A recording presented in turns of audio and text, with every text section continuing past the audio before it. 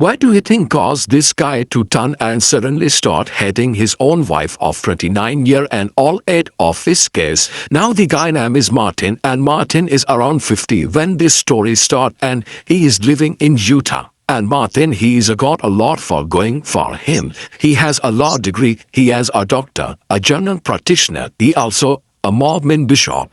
But the guy has a problem. He does not love his wife anymore.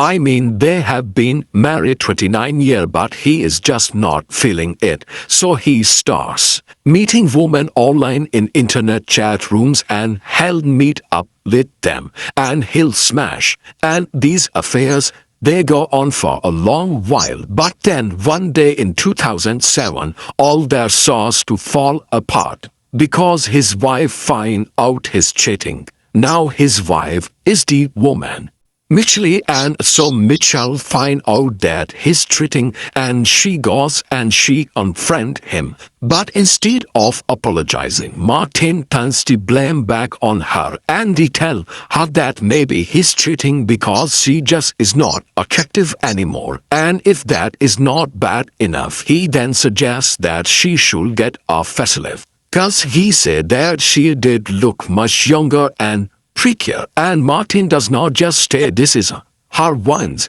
He keeps bringing it up over and over again, suggesting that this would save this marriage. And poor Mitchell will do anything to save their marriage. So she eventually gives in, and Martin schedules and surgery for her. Here's this thing about all this. Poor for Martin, this was never really about the surgery. I mean, he does not want her to look younger. He wants her out of his life completely. So he comes up with a plan to murder his after the surgery during the recovery process, when she will be at her most vulnerable, because he believes that once you gone, he can then be rebut this side chick that he's being sent. So he get to work on this plan, and he visit the plastic surgeon who's going to perform the facelift, and he gives the surgeon a list of specific medication that he wants Mitchell to be prescribed. Afterward, no under normal circumstances, no doctor will let a patient husband and choose her medication, but Martin is a physical himself, and so the plastic surgeon just assumes that he plastic surgery to him, and next Martin will be properly monitor how Mitchell take the drugs. So eventually Mitchell has been the operation done on or afterward. She returns home, and here her face is all banged up, and she's wearing eye specs, so she cannot see. In fact, she can barely even function on her own, and all of his part of Martin's plan. I mean, she cannot see anything.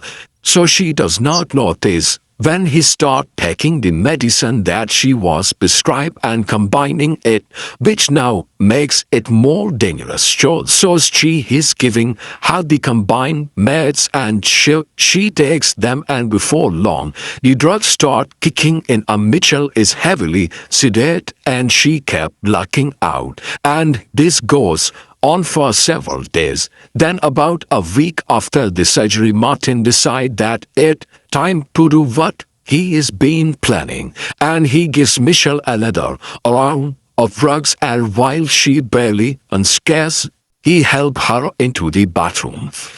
Then he lowers her into that bathtub, and he drowns her. After that, he leaves that house of work. Later that day, he goes to pick up one of his daughters from schools, and they return home together. And then his daughter goes into the bathroom, and she finds her moon there, and Martin, he is pretends to act all surprised, and he called 911 and later the medical examiner conclude that Mitchell likely suffered a heart problem before burning in bath too. And so her death is ruled natural, and so Martin Penin actually worked on no one suspect that he had early eventment.